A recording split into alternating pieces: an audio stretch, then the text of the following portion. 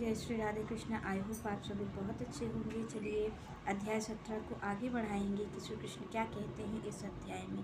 तो यहाँ पर श्री कृष्ण बता रहे हैं कि आखिर जो आप और हम जानते हैं कि पहले लोग तपस्या किया करते थे जिससे भगवान की प्राप्ति होती थी। तो कई हजारों वर्ष तक वो तपस्या कर रहे हैं और तपस्या करके ही भगवान की प्राप्ति हुई है। जैसे आप और हम जानते हैं कि भक्त जो ध्रुव थे उन्होंने भी तपस्या की, वो तपस्या करके ही उन्होंने भगवान की प्राप्ति की है। तो ये तो निर्गुण ब्रह्म का मार्ग है जहाँ पर तपस्या को भी कहा जाता है।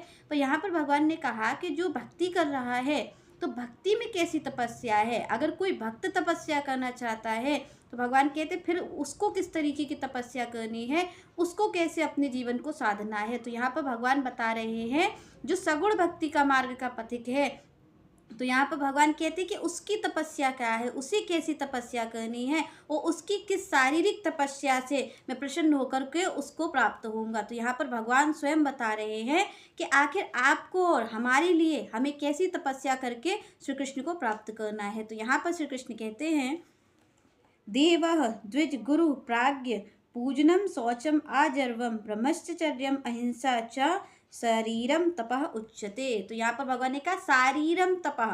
शारीरम तपः का मतलब भगवान कह रहे हैं शारीरिक तपस्या। आपको शारीरिक तपस्या करनी है और किस तरीके की। तो यहाँ पर भगवान ने सबसे पहले क्या कहा कि क्या क्या करना है। तो यहाँ पर श्री कृष्ण कहते देवा, देवा मतलब देव, जो आपके अग्निदेव हैं और वरुण देव हैं, इन सब देवों का पूजन करना है। तो भगवान ने कहा देवा। दूसरी बात भगवान कहते द्विजा।